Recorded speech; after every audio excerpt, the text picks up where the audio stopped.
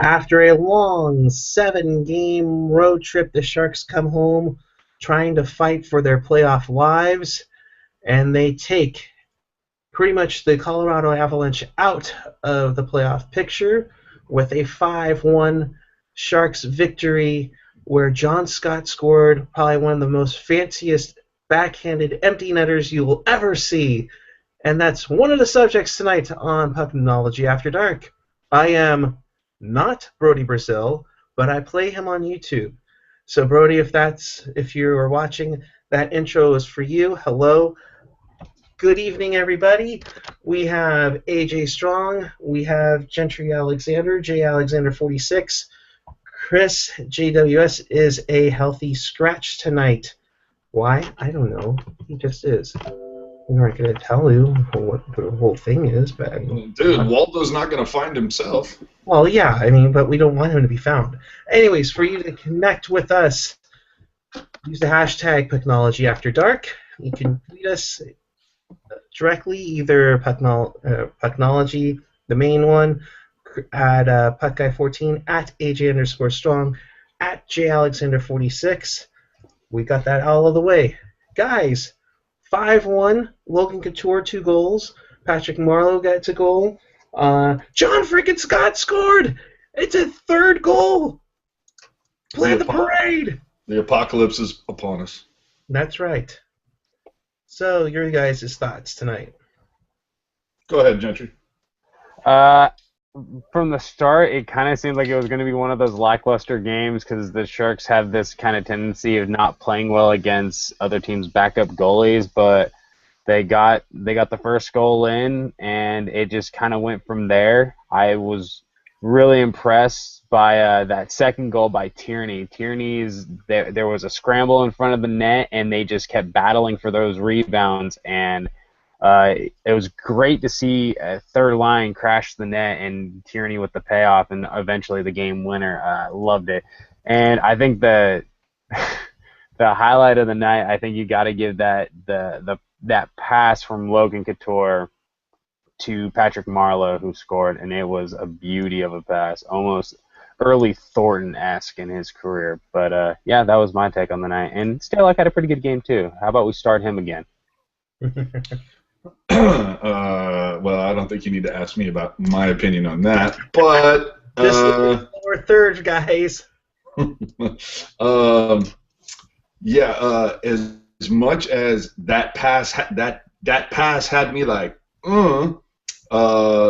the other play that I think we need to really call out is Fadoon breaking up that 3-on-1 breakaway. Yes, that was nice. It's like Burns, Hannon, Dylan. I hope you all were watching that real closely. That's how you make a play like that. Breaking news, Fadoon has been sent down to Worcester because he knows how to defense, and that's against Doug Wilson's policy.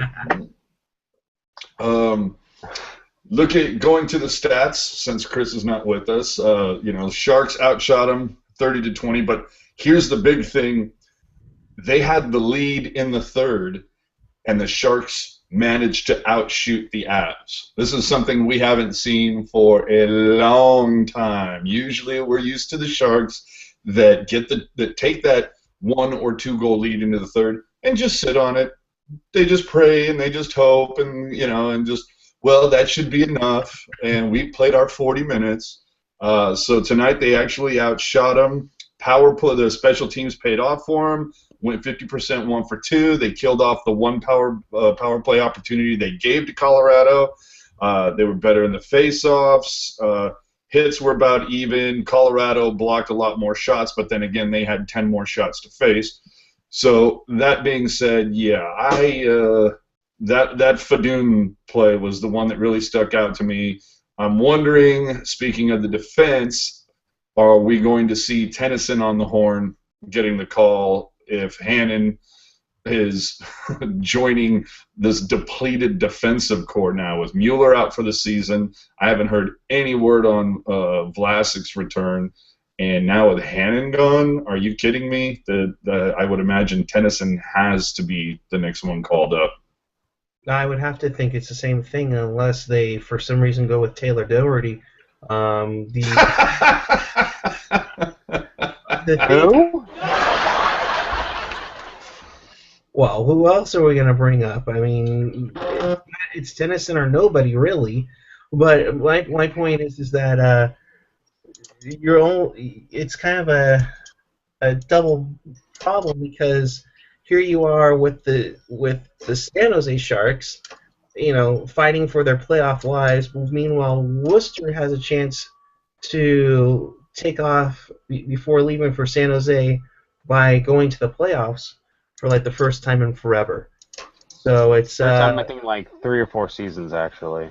right. I mean, it's something for them to work on, and it just sucks because Worcester needs defensemen, and meanwhile the Sharks are taking them all from them.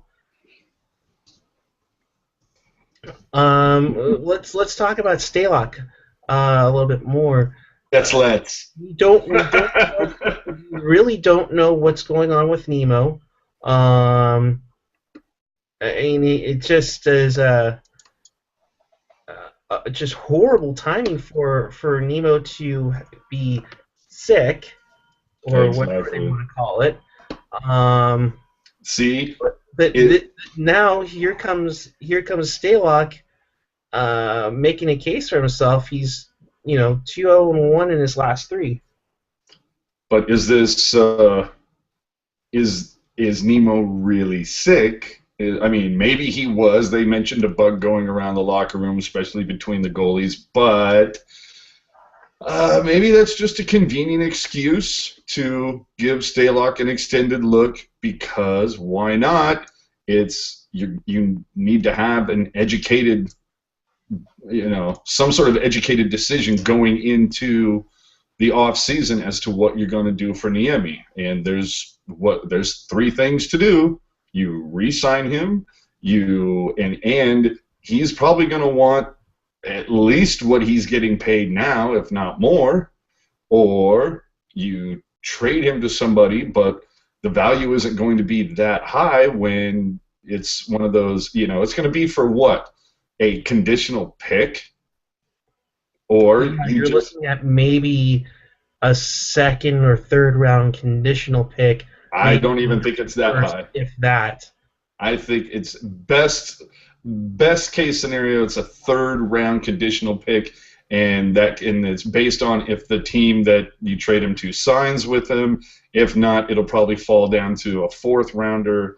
Either way, this, don't get me going on this topic again. This is one of the reasons why I am really on board with the Fire Wilson on the Fire Wilson train at this point. I just don't understand how you just let the situation with Nemo go as long as it has, when you probably could have gotten at least more value for him before the deadline, or better yet, you should have traded his ass last year when you would have gotten the most for him. Right. I agree. Yeah, I mean, go ahead, Gentry. I'm sorry.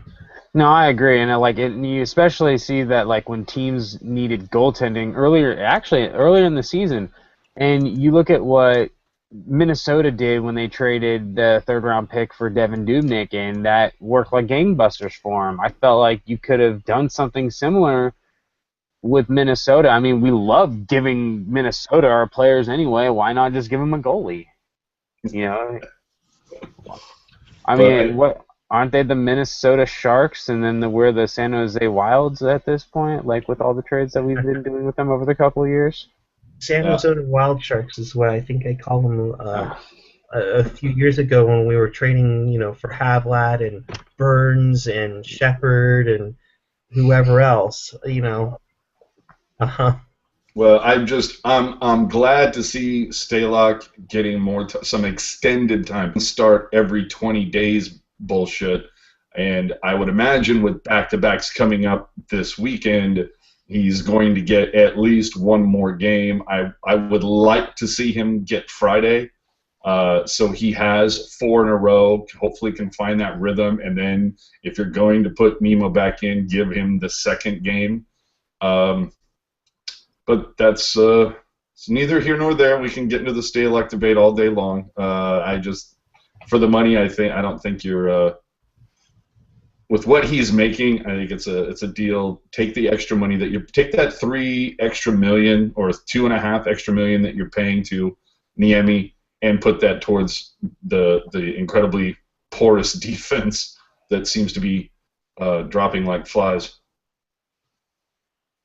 I agree. I think we're going to need help on defense, and not only for the rest of the season, but you're going to need that defensive help for next season beyond that, because we don't have the depth, we don't have the prospects ready. I mean, Tennyson looks like he's going to be making a case for himself as a third pairing next year, and I really hope we bring him up full time. I think he's ready.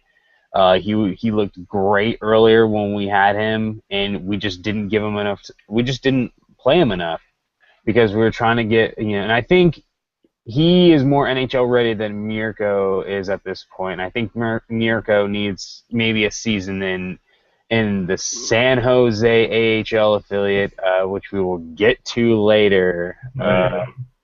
Well, looking at the defense that the Sharks have now, I think it's fait accompli that Hannon will not be here next season.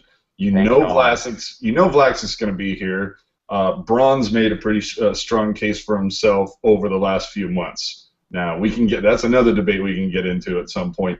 That Braun was shit for about the first 4 months of the season. He was making a lot of bonehead mistakes. I don't know what the hell was going on with him. I don't know if it had to do with his pairing or what was going on. Once they got him back with Vlasic, it seemed to settle him down. Much better defender. Then that brings us to Dylan. I got to say, not a big Dylan fan. I'm hoping he's gone next season. Irwin, I can see as a 6th or 7th guy, but it's those top 4. And I'm fine with Vlasic and Braun being the top pair. But I think it's really the second pair you need to address. Burns ain't it. Well, yeah, that's where you're gonna see Tennyson come up. Do the Sharks keep Fedun? Who knows? He looked like he made a statement for him tonight. Does Irwin stay with this team? I would think he probably will be. But how much is it going to cost the team? I mean, are we going to be talking like Justin Braun money? Maybe you don't go for that. Needless to say, this blue line will definitely change next season, no matter what happens, playoffs or not.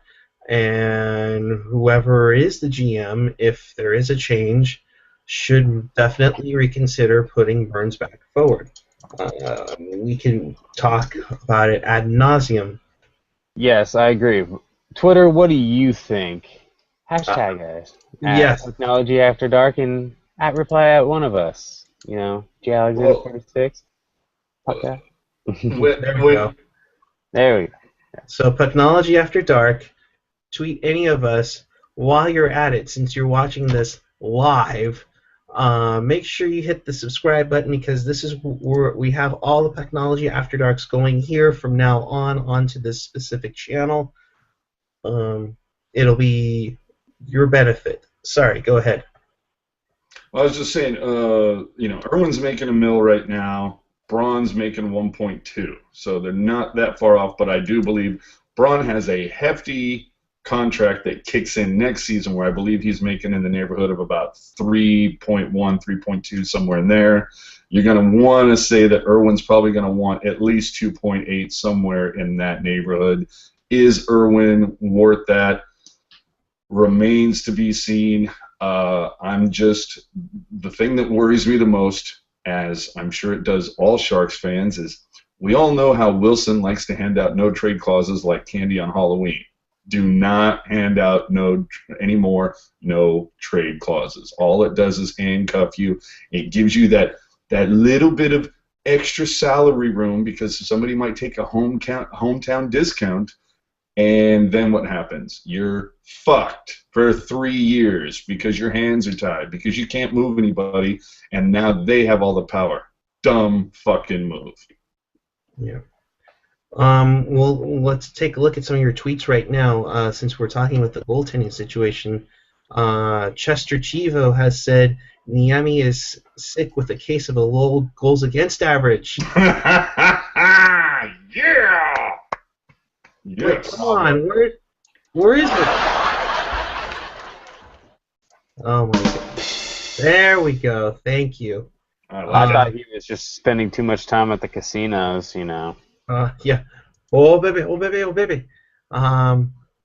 Generation X-Wing says specifically to AJ, come on, they're showcasing Stalock for trade bait so they can re-sign Nemo and get an additional 6th-round pick. Oh. Hail to the no.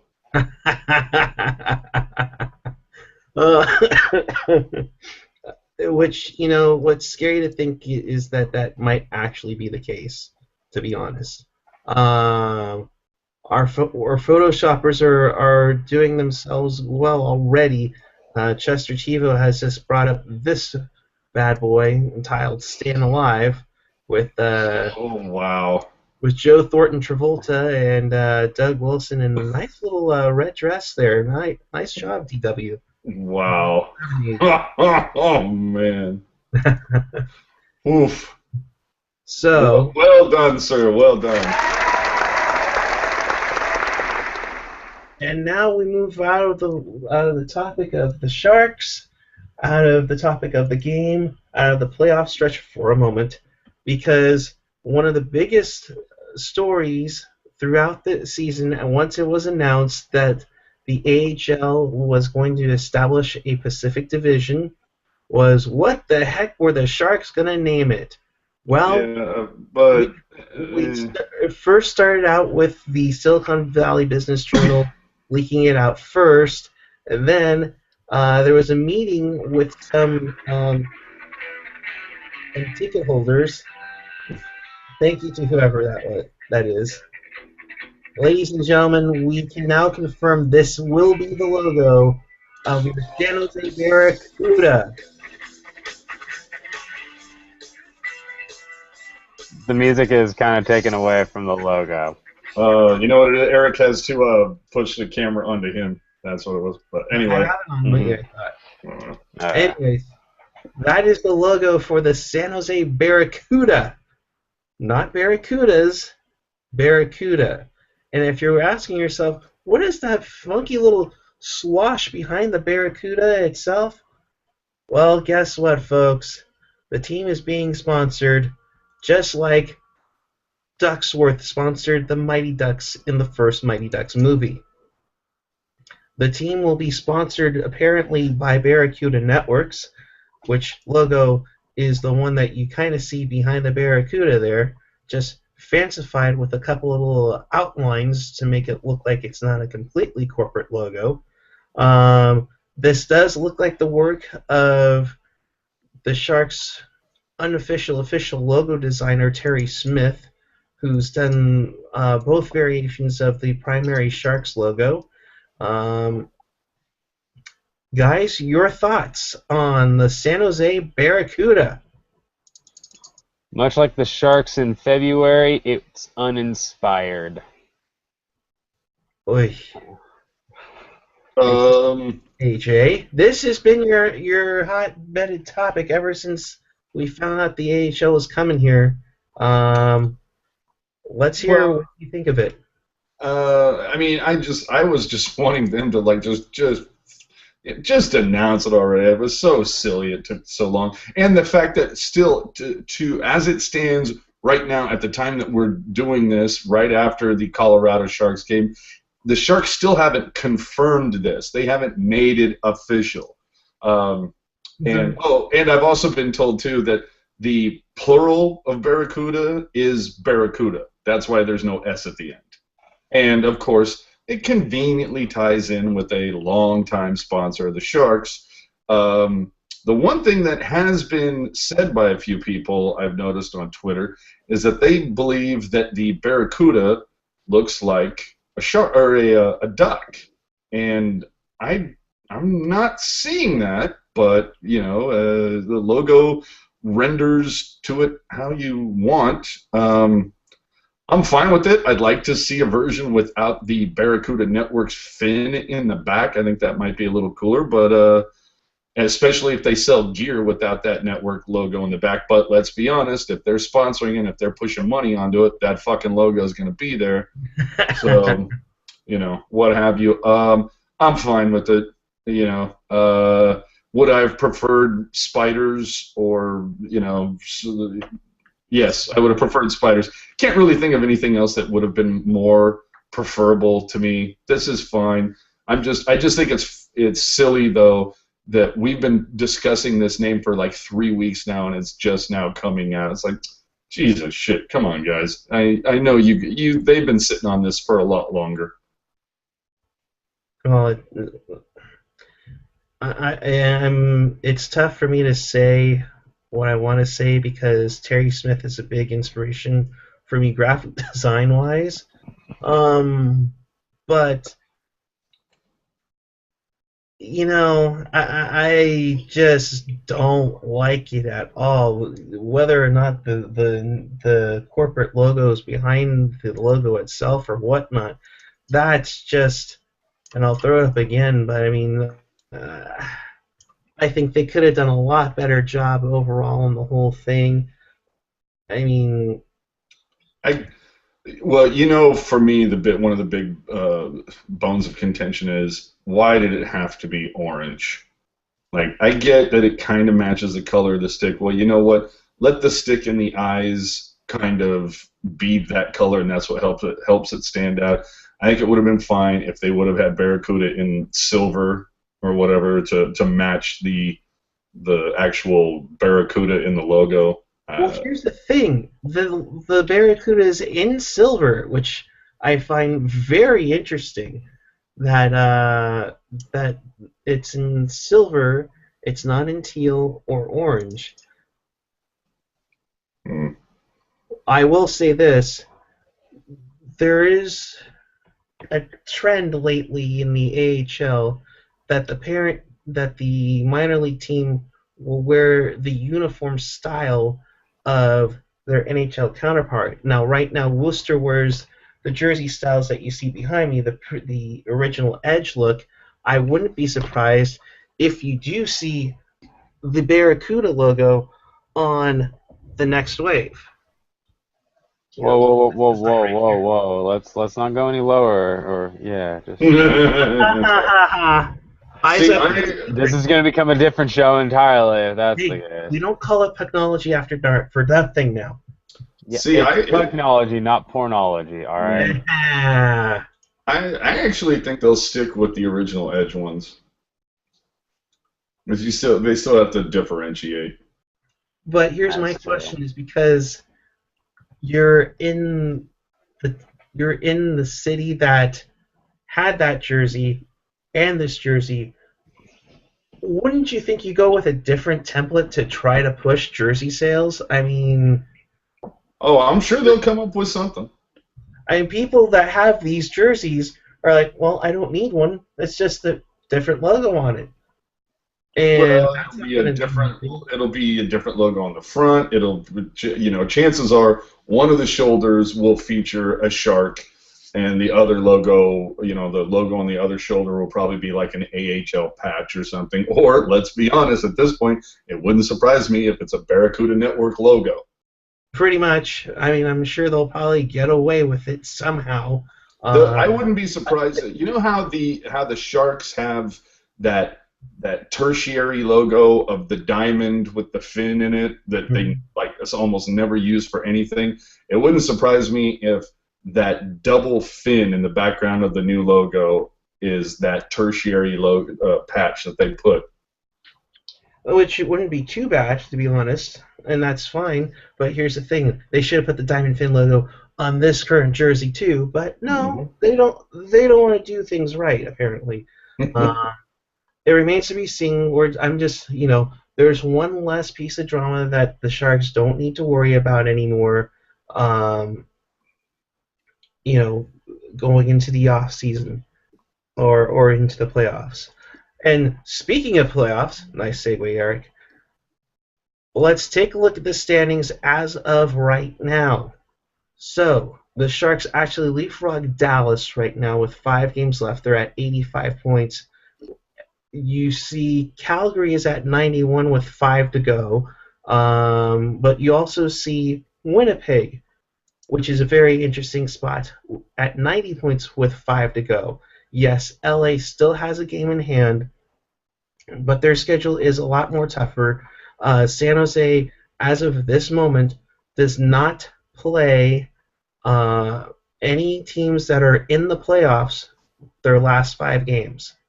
That's a key note to mention, but it'll be interesting to see what they would do.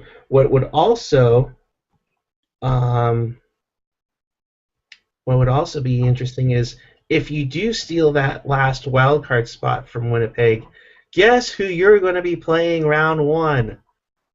The Anaheim Ducks, who clinched the division today. And are going for the President's Trophy. Right, and we all know how well President's Trophy winners do. Mm-hmm. Before we move on, though, from the Barracuda thing, a couple things that were a couple notes that I think we would be remiss without going for is Curtis Pashelka tweeted out a few things about the Cudas, the Cuda. There you go. They will play 68 regular season games next season, 34 at home, obviously. That the lower bowl of the tank will be open, and the top 6 rows of the middle 3 sections. So they clearly aren't expecting any 17,562 to come watch. No. I'd be interested to see what the blocking off those sections with the. I'm sure they'll have the blackout curtains or whatever, but not selling those. I'd like to know what the estimated seat availabilities are like. Are they going for, like, say 10,500 or whatever? Anyway, the cheapest season tickets for the Barracuda will be $12 per game, it's looking like. Not totally sure the cost of individual tickets, but we're talking $12 per game for the cheapest seat. I'm assuming the cheapest seat is going to be the behind the goalies in the corners, last row in the lower bowl. To me, row 3 in the upper, or the top 6 row in the upper deck, those might actually be better to some people. So who knows? But either way, if the cheapest seat is $12 per game for a season ticket thing, that's a nice little pet. You could have season tickets for these guys for a pair of season tickets for less than $1,000, and I'd really consider that for next season.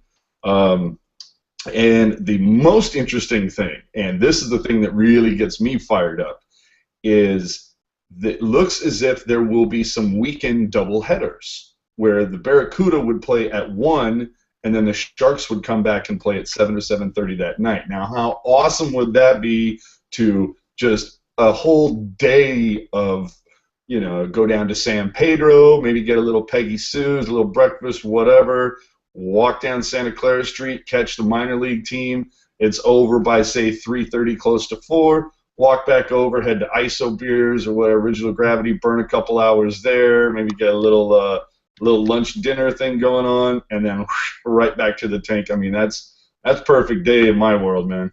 I would agree. The Saturday doubleheaders are a huge thing, I would think, to make this thing work. It's going to be a really tight schedule, though, because you have the Sharks morning skate at like 10 o'clock, then that night's opponent for the Sharks will have their thing at 11:30.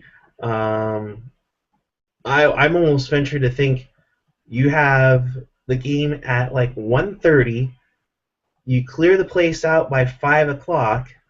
You have a quick turnaround, and the doors open back up at 6:15 for the Sharks. Yeah.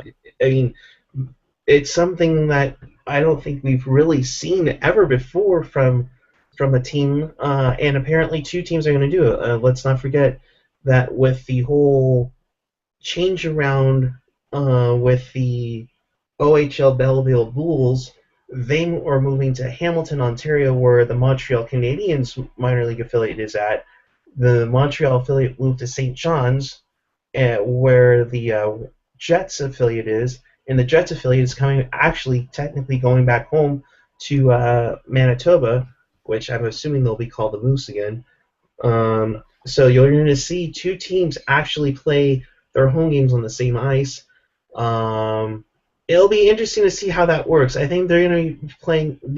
I think they have some leeway with how this will work out on Saturdays because it's going to be really tight. And here's the question for you: if it does get super tight, are fans okay with doing an 8 p.m. face-off on Saturday nights? Oh, that's not going to happen just for television's sake and everything. No, that won't happen. It'll never be later than 7:30, but unless there's some catastrophe or something that causes a delay. But that'll never happen. There's the catch too, as you get down into later on in the year. Well, first off, when we have a Canadian team in town for Hockey Night in Canada, those games usually start at 7 o'clock. Might not be able to work it that night. Also, when it comes to playoff games, I mean, call me crazy because I'm the optimist of this show, but if the Sharks and the Barracuda make the playoffs at the same time, how is that going to work? Especially because both leagues have unlimited overtime. You can't really set up a 1 p.m. AHL game and have a 7:30 NHL playoff game. I'm sure they'll find a way to figure it out, and so there won't be bleed over or anything like that. The one thing though that's going to be a terrible pain in the ass is the people that book shows and events at SAP, because next season, next April, they might as well just leave the second half of April blank until they, unless one of the teams goes out way early. But other than that, you're going to be booking like one event per week at that point, just in case shit happens. That's a good question because, and I'll look at it right now. Here's what they have for the month of April right now. They have Sharks Coyotes for Friday. On Saturday night, the SaberCats begin their home season. Let's throw in the SaberCats into that mix too. Arena football. The next night, the 5th, so Sunday, is Stars on Ice. Then Monday, April 6th, which we'll touch on a little bit later in the show, Sharks versus Stars. That's Fan Appreciation Night. There's a conference there from the 9th to 11th. Ariana Grande on the 12th. On the 17th, Crush Groove. Wait. So Crush Groove includes Ice Cube, Bone Thugs and Harmony, Dipset, E40, Too Short, Scarface, and Lunas.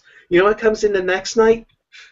As just hearing that lineup, I was like, so I'm wondering the concession booths. I'm just wondering how much the Kevlar vests are going to go for. But anyway, go ahead. Wait, so you have all those guys on April 17th. The April 18th, guess who's there? Megadeth. I don't know. Barry Manilow. Oh, for fuck's sakes. All right. Well. And then a week later, you have the SaberCats again for arena football. So April. It's going to be tough. Just looking at it right here, and that's if the Sharks make the playoffs. It's already a little tight as it is. Well, and that's just for let's say for the next couple of years. Now, if for some reason the Barracuda takes off and it's much more popular than most people think it's going to be. And what's funny is that the Barracuda is coming in at essentially the perfect time if you think about it. You've got the Sharks going out 3-0 last season, pissed off a lot of fans. I heard there was a decent amount of season ticket renewals that season ticket holders that were like, you know what, no, we're good. And you would think that if there were people that when they lost 3-0, and then the ones that said, you know what, I'm going to do one more year and think this is going to be a turnaround, even though they were told it's a tomorrow team or whatever, maybe this season is the one that pushes them over the edge, and now you have competition. And maybe these people are going to go, instead of spending $1,800 or $1,600 for one seat for season tickets, I'm going to go spend $480 for season tickets for this minor league team for a season or something. So they could be, cutting off their nose to spite their face, bringing this team in at this moment. That's the thing that makes me a little nervous. But getting back to the concerts and the booking schedule, this is only for a couple seasons, because you can bet your ass that around 2018, or give or take a season, 2018, Barry Manilow, Crush Group, sorry, Ariana Grande, chances are they're not going to be playing here. They're going to be playing at the brand new San Francisco Arena. So that, everybody loves to play in the brand new shiny thing, so that's probably where a lot of those shows will end up, unless they, it's not like we don't have a lot of corporate money down here. It wouldn't surprise me if it's a big act like I'm trying to think of somebody like a Metallica or something. They could probably do one night at San Francisco and then the following night in San Jose, whatever. I mean, we've seen more than a few shows where, in fact, who is it? There's a band. Oh, Van Halen is playing Concord Pavilion, and then like 5 days later they're playing the Shoreline. So right. It's not out of the picture for that. No, it totally isn't. I mean, you could see where normally it could be like 2 nights in San Jose. You could see one in San Francisco, one in San Jose. Yeah, and maybe that's what the Sharks are planning on, is that they're not going to get all the concerts in a couple of years. They need arena dates, and maybe when those arena dates go away, you have 34 extra dates, and so they're going to take what they can now until it becomes time. Yeah, because you'd be hard pressed to find. I think a lot of it also has to do with the absolute outrageousness of concert ticket prices right now. But you'd be hard pressed to find a band that could play, that's big enough, that could play a night in San Francisco and then the following night in San Jose. There's not going to be a lot. That could sell out both nights or do 90% capacity at both venues. Taking it to the tweets though for a minute.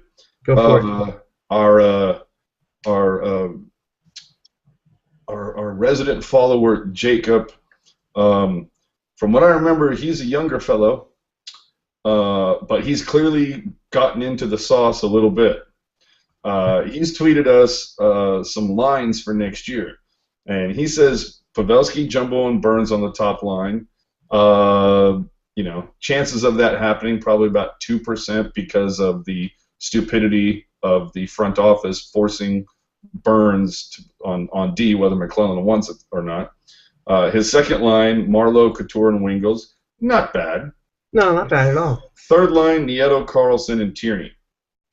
Now, I'm assuming that he wrote centers down the line.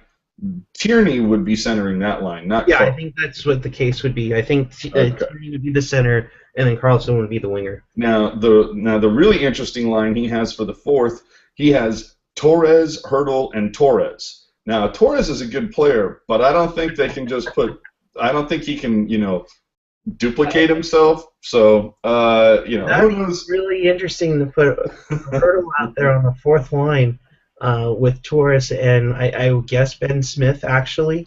That's who I would take, and that would be good. As defensive pairings, and those are actually not too bad. You have Vlasic, Braun, Irwin, Tennyson, Dylan, and whoever would come in. Yeah, I see. I look at that and I go, no. Vlasic and Braun, yes. Tennyson on the second pairing, I can see that. Irwin, no. To me, he's a 5'6" guy. Dylan is a 5'6" guy. We need that kind of, I want to say, like number 3 guy.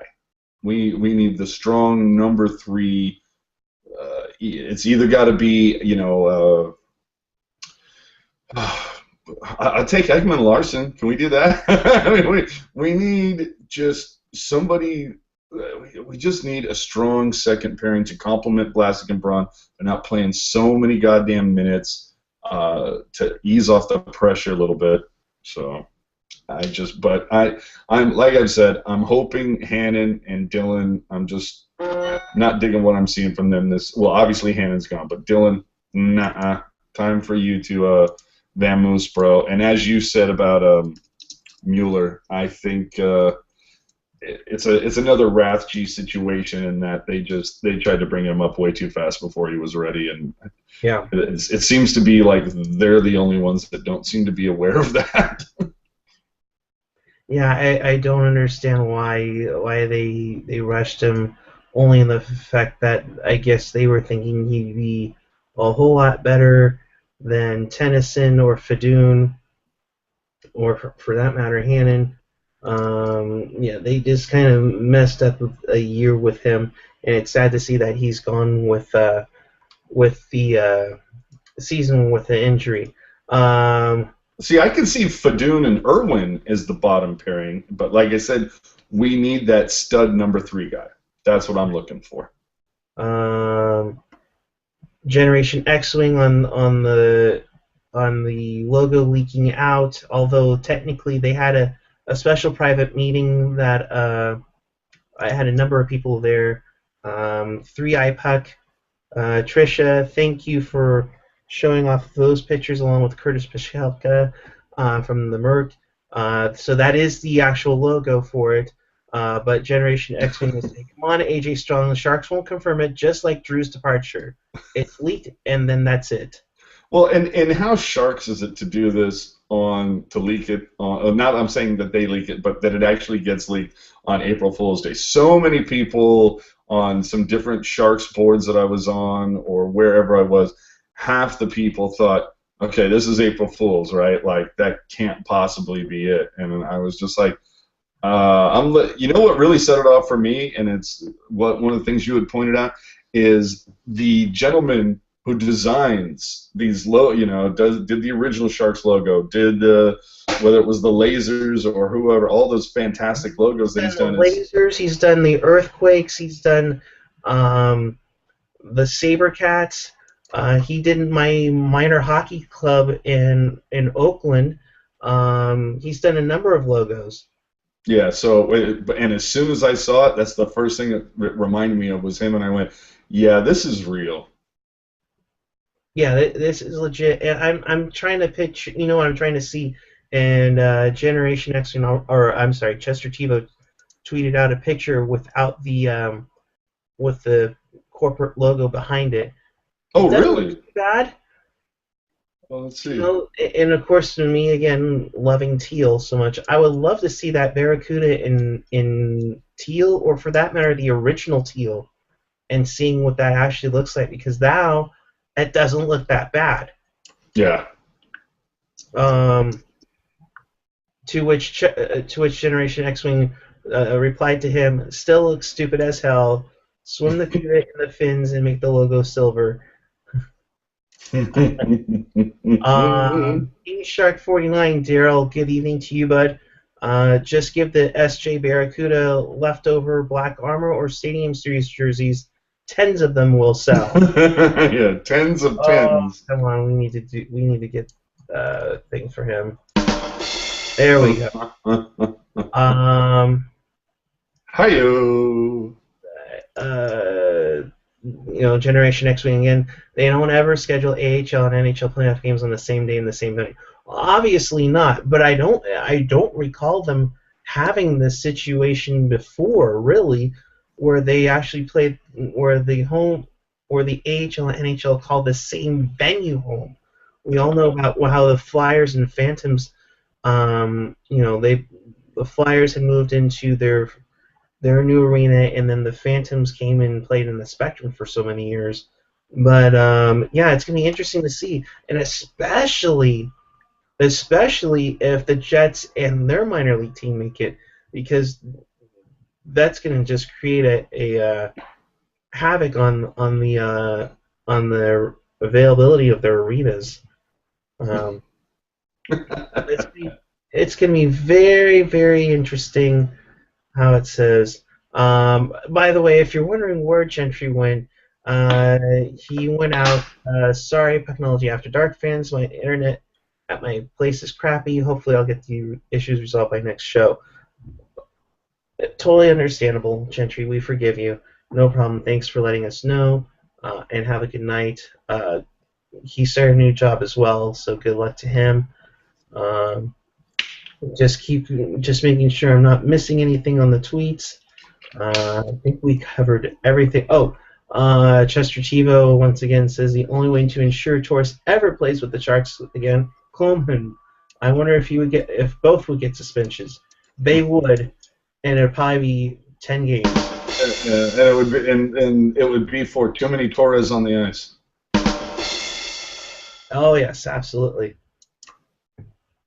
So, the big one that I wanted to talk to you about. So one of our big rants here is the lack of radio coverage on the sports talk stations in the area.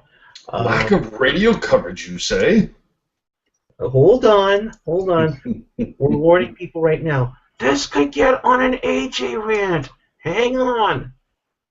All right.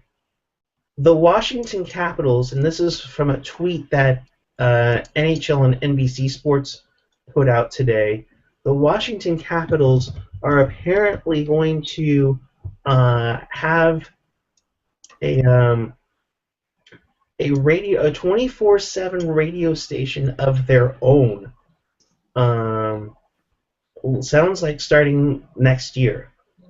It's going to be a very, very, very, very interesting thing, because I think that is such a great idea for them to do it, because and you and I both know, having it in areas like this, AJ, where you don't get that much coverage, it would be online. I mean, I would think that's a huge idea for them to do it, and especially on your cell phone, with the app or whatnot. Well, I mean, doesn't Ruzanowski do stuff from time to time, or Randy, where they have like a little podcast thing, but it's like, maybe 10 minutes or something. And my biggest bitch when it comes to the local sports stations here, I'm not expecting the same amount of discussion about the Sharks that they do about football, or the football teams, the baseball teams, or the basketball team. We all know the Sharks are holding up the totem pole, and right now, it's Giants and Warriors and Niners. I think my bitch is, I don't expect Cambiar or 95.7 to talk about the Sharks for any of a serious amount of time. We all missed the Drew Remenda thing. At least that was 1 week where we knew we were going to get a solid half an hour to 40 minutes to hear some great banter. My biggest complaint is no post-game show on 98.5. I don't know why that is so difficult. It wasn't a problem on Kara. I don't know why they can't do it with the Sharks. Anaheim does it. LA does it. Phoenix does it. I mean, I think the Sharks are one, I believe, I want to say, of like 4 teams that don't have their own post-game call-in show. And it's ridiculous. And it's unacceptable, to be honest with you. I can't, I guess we have to start broadcasting on Google Hangouts and just do all our venting here or something. But I would love to hear other fans' takes, and I would love to hear interaction, whether it was with I mean, how hard can it be? I mean, you get, say, Curtis Brown or Kyle McLaren or whatever with you get a player and a radio host, and the radio host drives the show, and then you have the player give that kind of player viewpoint, if you will. Right. I don't get it. Don't know why. To further go on about this, and Generation X-Wing, thank you. The Caps radio station actually is live now. That's cool. Caps Radio 24/7 provides instant news and access to the Capitals, including live game audio, exclusive Caps-related hockey content throughout the day. It also features the music and sounds of the organization, from songs heard during games inside Verizon Center to the music from the locker room and team staff, alumni, and also music selected by fans. I mean, that's something really cool. And this is streaming? This is streaming. It's on the Caps mobile app, and then also on the TuneIn app, which is one of the... If the radio station you're looking for isn't on iHeartRadio, it's on TuneIn. So just look. I would think just search Caps Radio 24/7 and it'll come right on. And for me, TuneIn Radio so much better because you can rewind and record. Right. Absolutely. It's where both of us really get to hear TSN 1040 Vancouver at the most. From the Capitals Director of Broadcasting and Radio Play-by-Play voice, John Walton, quote, "We want to reinforce a sense of community among our fan base, with players and fans alike contributing to its content." He went further on, saying, "We all experience Capitals hockey together, and Caps Radio 24/7 takes that experience out of the rink and makes it portable for our fans to experience." Okay, so you know how we were talking about this, how Totoro was talking about a halo effect after the Stadium Series game? If there's somebody I wish was wearing a halo, it's John Totoro. Well, I've been looking at it this way. This is how you do a halo effect. You build off of your outdoor game, your big mainstay, and just let the game grow and add stuff on. Okay, you have all of this going on. You have sure, the Caps had their Winter Classic and they won. That always helps. But now you have Caps Radio. You have the website. You have TV, where they're pretty much the main guy on during the winter time. And it just keeps growing and growing and growing and growing. The Sharks haven't really done much except for getting their logo leaked from the AHL. Outside the season that they've been playing, here's the logo of the San Jose Barracuda. That's all they've done. That's scary. And they haven't jumped on something by now. And they haven't done it officially. They still haven't done it yet. Right. That's true. I mean, they're with something like that, they're going to have an announcement. I'm sure it's going to correlate with the website going on. I would imagine it's going to happen like tomorrow because there's nothing else going on. There's no game, so why not do it tomorrow? Especially because the damn thing's already been leaked. Well, that's if it's been unveiled already or ready to go to launch. They might not have the website just up quite yet.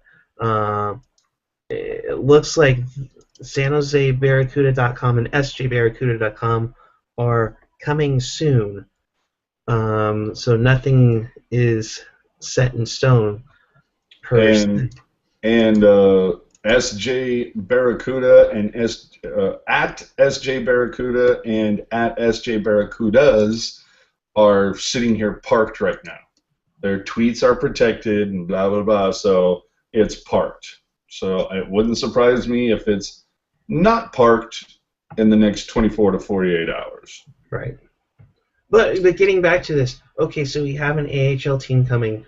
Totally get that. That's cool and all. But you need to do more than just that. I mean, I would think that they would have taken steps a little bit more to get out into the community a little more. And the Sharks Foundation does an excellent job. You know, they've done a number of things over the years. Reading is cool. I think Sharky's done like 30 schools in one day or something ridiculous in that nature of it. But I just thought there, with it being Silicon Valley, there would have been more of a technological side of getting out more. I mean, the Anaheim Ducks had their official social media night. Now, when I do my tweetos, by the way, the last one is on Monday, but we'll get more into that a little bit. You know, everything's out of my pocket, so the Sharks really don't have any say in it or whatnot. We just do when we get together for it. I'm just surprised that they haven't done a social media night and really just social network, you know, promoted the place out of it. Haven't the Giants done that? The Giants do two a year. Yeah. The A's do one too. I know that. That is surprising. Ducks went as far as having special jerseys made tonight, which I'm sure they auctioned off for charity, of having their players either with their Twitter handles or hashtags on there. And I'm going to try to pull one up that I saw earlier tonight. With regards to the Barracuda, maybe it's just a case of they're waiting for the Worcester Sharks season to be over before they make the whole big transition or something. But I don't know. I still think it's a huge missed opportunity to get some positive PR, especially in a season when you really need it.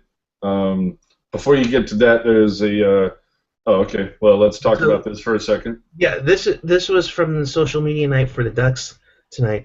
Obviously, that's Emerson Edom. That's his Twitter handle, tweetum_up. Corey Perry had hashtag Scory Perry on the back of his jersey. I just thought that was something very cool that the organization did, and I'm thinking, how the heck does Anaheim have all of this going for them, and the Sharks are just starting to maybe get their stuff together with it? Well, we'll see what happens. Jacob on Twitter has corrected his lines. He wants me to tell you what the updated lines are. He says, since there's no Burns at forward, he's saying Pavs, Jumbo, and Carlson. Okay. Marlowe, Couture, and Wingles. The third line, he has Nieto, Tierney, and Wingles. Once again, he really likes the idea of having a duplicate player on the team. Don't we all? If we could clone like 5-year-old Patrick Marlowe and Joe Thornton, we'd be set for life. Right. I'm assuming. Nice, AJ. I'm assuming one of those players is Hurdle, and then his final line, he has Torres, Brown, and Scott. And as I think we all know, there's no fucking way Scott is going to be on this team next season. And I would tend to doubt that Brown won't be on. Oh, shut the fuck up. If you pull a fucking Jay Alexander, you can kiss my ass. The only reason Brown should be on this team next season is because they don't want to eat his contract and they can't find a trade partner. Hang on. Do you realize... Oh, for fuck's sakes. Here it comes. You mentioned this on Twitter just now. Thank you. Do you realize that John Scott now has more goals than Ryan Suter does? Don't give a fuck. Hang on. Ryan Suter, that big signing from the Minnesota Wild. Okay, Yeah, how many assists? How many assists does the guy have? well, so he has more assists than John Scott. Big deal. He's He got probably has more assists than and all. a lot funnier in the Christmas videos. I mean, come on now. Stop it. Just stop it. Generation X-Wing is talking about terrestrial radio, saying it's like the Golden Girls. It only appeals to the AARP crowd. And to a certain extent, I would agree with that. But there are still people that, whether it's, not everybody has satellite radio. Not everybody has the USB to, iPod connector or iPhone connector. Not everybody has Bluetooth yet. So there are some people that, terrestrial radio is really all they have, or they can, or stream on your phone, I guess, and listen through your earpod, which I'm sure that law enforcement will love. But there is a certain amount. I will say that, when I listen to sports talk radio, I stream it. And the reason why, of course, is because the majority of the time I'm not listening to sports talk in this area, because to me the sports talk in this area is kind of shitty. If we were to, you want to do a quick rundown of both stations for the most part, it's for me, I can't see. I'm one of those guys that just can't listen to morning radio, because it's usually like the lowest common denominator, whether it's, I don't care if it's, Sarah and Vinny or Sarah and Nona, whoever the hell it's Sarah and now. Sarah and Vinny. Okay, I haven't. That goes to show you I don't know. I haven't listened to the Alice Morning Show in like 15 years, so I don't know. The only thing I ever listened to, or the only thing I did listen to in the mornings with any regularity, was Howard Stern, and I haven't listened to him in like a year and a half. I've just grown completely tired of morning radio. That's when I just get a lot of work done. Starting with KMBR, it's like, I don't know about you, Radnich, Larry, and Kate Scott. I don't have a lot of problems with Larry Krueger. He can be kind of stupid at times, which gets a little annoying. I have zero problems with Kate Scott. I think she's good at what she does. I'd like to see her used a little bit more. Absolutely. But I really enjoy that show when Gary Radnich is on vacation, because that guy is fucking annoying. I mean, there's just nothing worse than being. Are you playing music or something? I'm playing the theme song to Sarah and Vinny while you were talking. Go ahead. Oh, okay. Okay, that's annoying. Can you turn it off? All right. So, no, but when it comes, there's nothing to me more stupid than sports talk when they ask you for, you want to get on this, give us a call at, 808 KMBR, blah, blah, blah. And then it takes them 45 minutes to get to a call. And then as soon as they say, so-and-so, you're on the air. And then immediately they start talking over the person. And it's just, I don't know. Gary Radnich to me is just one of the worst. I can't take him. But what makes Gary Radnich look spectacular is the dulcet and boring tones of Fitzgerald and Brooks. That might be. That show is so bad, I'm surprised that it's not on 95.7. That's how bad that show is. Tolbert, of course, I dig Tolbert. I've always enjoyed his stories. I like he doesn't have to scream at you. He's kind of mellow dude. He's got a decent sense of humor, but he's not, he doesn't say something that he thinks is funny and then just starts, like Chris Townsend does on 95.7. That's really annoying. And then the night shows, no one really listens to the night shows. It's all about drive time. But the one show that I do really like on KMBR, but 1050, is I like Ted Ramey. He doesn't yuck it up. He doesn't have the stupid bits. He just has, straight talk. He's, not trying to be a ham about it. I enjoy that. Not to mention the fact that because he works with the Earthquakes, he'll talk a little bit of soccer, which I'm not into, but I appreciate hearing something that I don't know anything about versus hearing the same thing about Ray McDonald or Jed York for the 20th time. You know, it's like we've heard all that. And plus Ted Ramey will talk Sharks. And Ted Ramey, one of the, might be the only one that I know of in the Bay Area that asks for callers, gets them on pretty quick, and lets them make their point. He doesn't interrupt them, and he will also have some give and take with them. He'll, if you've got a couple of good points to make, he'll ask you some follow-ups, and I really appreciate that. As for 95.7, you know, you ask anybody. The more I tried listening to the morning show once, it's a tire fire at best. You know, the Lorenzo Neal he's struggling so hard with the English language. He makes Shaquille O'Neal look like Steve Jobs. I mean, it is bad. That's just terrible. That's just a terrible, terrible thing to actually say. That's what I'm saying. What's the goofballs after the? Oh, Haberkoff Middleton and Haberkoff, whatever. Those two guys. Yeah, I can't do it because they talk about the same things. I tried listening to them for a couple days, and like the show on Monday, and then I listened to it like 2 days later, and it sounded exactly the same. Like they were covering the same stuff. It's like everything's just repeat. You know me, John Lund and Greg Papa. I can't listen to. I can't listen to radio geared for 12-year-old boys with issues. I just don't do that.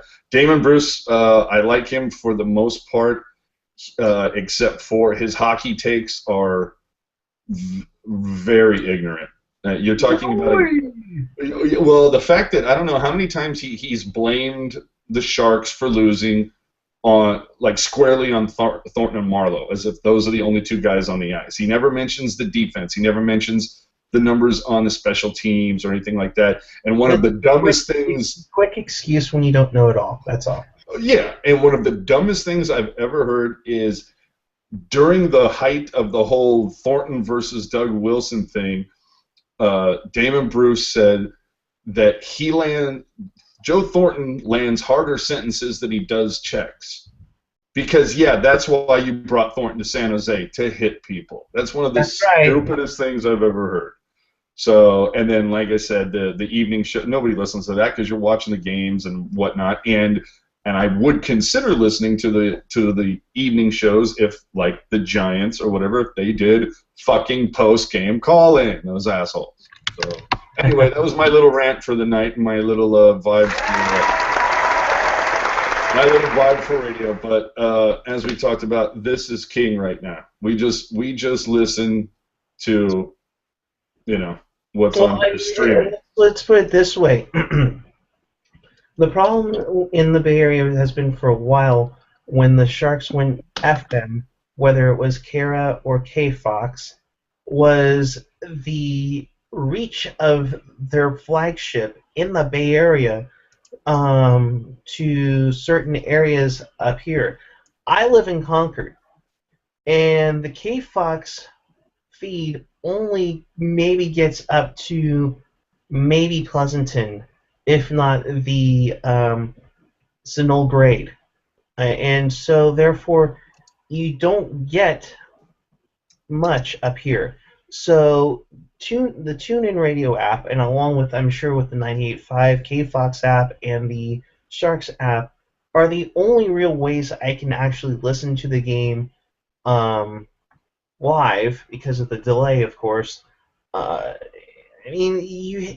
So technology has really helped, because otherwise I'm trying to figure out, okay, am I able to find the HD2 channel for the Sharks in Sacramento, or maybe the Napa station can come in now, or whatnot. And I'm in the main part of the Sharks area, the broadcasting area, and I'm unable to get it.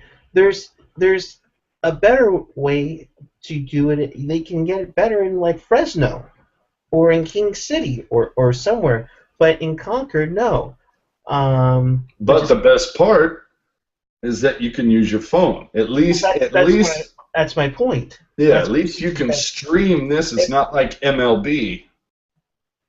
That's stupid on MLB's part, but for some reason they keep suckering people into it.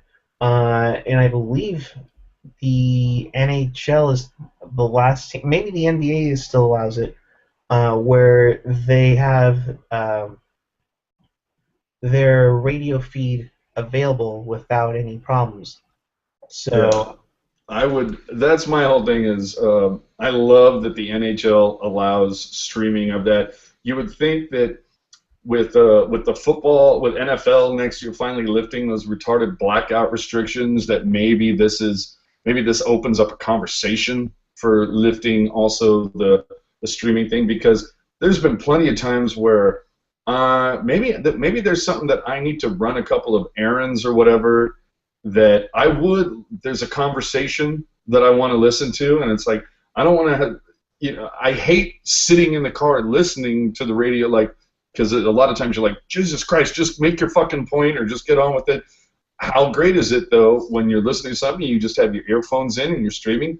You can get out, you can walk around, you can do your thing. And the best part, of course, being is that if it's on TuneIn, if something happens where you actually have to talk to somebody, you have to stop for a second, you just grab the phone, hit pause, boom, and then picks it up.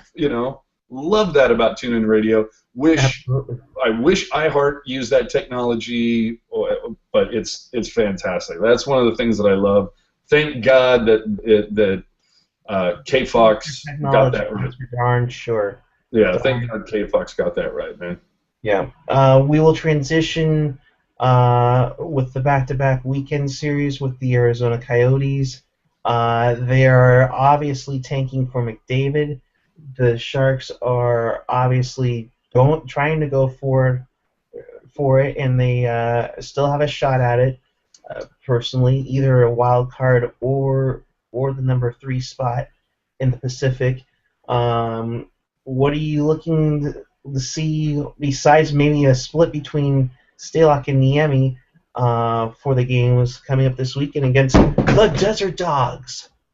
Well, I think the one thing I'm looking for is a guy by the name of Tennyson, because I haven't been checking Twitter. I'm sure that there must be something, whether it's from Kurz or McKeon or someone else, but I'm quite sure that by now somebody must have tweeted an update on Scott Hannon.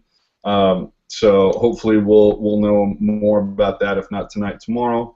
I'm looking for that. Looking for the lines to roll the way they've been rolling. I kind of, tonight the line that I really enjoyed watching, of course, was Tierney's line, but then Couture just unlocked that pass, and it was like, because they had been trying and they've been going. You know what, though? The more, and I know Chris is going to get on me for this, the more I watch Nieto, the more I'm just not believing in this guy. I keep comparing him to Torrey Mitchell. It's all feet, no hands. And I'm hoping that gets better, and maybe this is just the sophomore slump, but I don't know. Or maybe he just needs to get into the dirty areas more often. I'm not as impressed by him, but like I said, I'm looking for Tennyson. I'm looking at that third line to maybe get a little more time, and of course, I'm this weekend. I think it's fated complete that we will see goal number 4 from John Scott. I mean, now it's almost real. You got to give credit to him on that empty netter. I mean, let's be real here. Yeah, he hit it on a backhander from 120 feet away, and I mean, that was pretty impressive. Right down the middle, too, which was crazy. Well, on the Twitter machine from Nedich, Chester Chivo, he says, per the Gacker report, McClellan said Hannon took a puck in the face, got stitched up, expects him to be okay. So perhaps we'll see him on Friday. Maybe we won't, depending on how Hannon feels. Yeah. And then, Daryl Martin is saying that the Coyotes are trying to catch Buffalo in the tanking for McDavid, so they may go the entire first period with an empty net. So, of course, I do expect John Scott to get that 4th goal. Oh boy, something to look forward to for the weekend. So we have those two games, and then on Monday is Fan Appreciation Night. We get our bobbleheads. It is also because I messed up on the Stadium Series and didn't think that they would have a Spectator Plaza where I can put buttons in. But that's beside the point. It is Sharks Tweet Up Part D. If you don't know what the heck I'm talking about, it is a gathering of Sharks fans on Twitter getting together in real life to shoot the shit about our beloved team. It is going to be Monday inside the Shark Tank, approximately 6:20 to 7 p.m. because I know a lot of you like to go and watch warm-ups and stuff. It'll be at the Sharks Foundation kiosk. If you know where that's at, it's basically a big old island area outside section 118, 120 on the concourse at SAP Center, otherwise known as the Shark Tank. Yes, the infamous buttons will return, even though they say Stadium Series on it, but don't mind that. And of course, the epic group shot. It is also going to be the first time that me, Chris, AJ, and Gentry have all gathered together ever since we started doing this whole thing. I actually, just to let you know, I don't have tickets for the Monday game as of now. Why the hell are you waiting this long for? You need a Patrick Marleau bobblehead. No, I'm waiting. On this show that all of us were going to be there, and now you're telling me that you're not sure if you're gonna make it. I'm waiting for them to be mathematically eliminated so the tickets get cheaper on StubHub. Are you effing? What happens if on Monday they're still in it? No, come on, dude. Did I not predict April 4th? I predicted April 4th. That's when it will happen because we know how I feel about predictions. Okay, seriously, I'm going to throw this up again while I talk to you because they're only 5 points out of a playoff spot with 5 to play. Winnipeg has not been great. Let's be real here. Calgary is going to probably be taking on fumes any moment now, and so is Los Angeles. Well, come on now. Yeah, okay, but Calgary only has to go 2 and 3 over the next 5, and it's kind of over. 2 and 3. Meanwhile, we go 5-0, and we're looking sexy. We'll see. We'll see. Right. But anyway. Anyways, mind you, nonetheless, okay, at least I will be there because I'm hosting the damn thing. Chris supposedly is going to be there. Who knows? Maybe he's waiting on the same deal that AJ is. Maybe they can go together. That'd be cool. Gentry should be there with me. But again, it's just a bunch of gathering fans on Twitter that we've talked through for over the years. I don't care if it's Akko Taco. Really don't. It's just we what get. What the fuck does that mean? Apparently, sometimes when you're just standing around and I'm just handing out the buttons, it's weird. Oh, awkward. Okay. Yeah. Like, what the fuck does Akko Taco mean? Yeah. Never heard that before in my life. Oh shit! They've actually gone up a couple bucks since the last time I checked. Shit. And apparently, Generation X-Wing is saying, "Can you wrap it up? I'm out of beer and I want to go to bed." You know what? We're gonna go 5 more hours. It is about that time. We've already gone an hour. We usually go. Meanwhile, while Patrick plays with his Shake My Couch, we will wrap this up for the Chris JWS. Hold on. What? Oh, well, it's because there was one last tweet on here. Daryl Martin says, around your area, I'm assuming he's talking to you, Eric, says, driving up 680, 98.5 would always fade out, and KRXQ FM out of Sacramento cuts in. Now, was that happening? Well, obviously it would still happen on 98.5, but were things better for that brief time that K-Fox was broadcasting on 102.1? Oh no! When it was on 102.1, I was totally more than crystal clear with it being on 102.1. Yeah, it's too bad they still. I mean, even though it's a different format now, it's too bad they can't still Well, they have simulcast it the on their games. HD2 channel, which of course not everybody can get, and I've tried to get their HD2 channel up here in Concord. It doesn't come in at all. So I just hope they had an agreement with 92.1 up here for a few years, but unfortunately, when K Fox did the multi channels, that went away and it hasn't been brought back. Well, So. all right. And now we will wrap it up. For AJ Strong, for Gentry Alexander, J Alexander 46, for Chris JWS, I am Eric, also known as PuckGuy14 on Twitter. Make sure you subscribe to the channel below because this is where all your Pucknology After Darks will be during the season, in the off season, preseason, and so on and so on. Until Friday night, keep it real, keep it fresh. Keep it real fresh. Good night, everybody. Peace the puck out.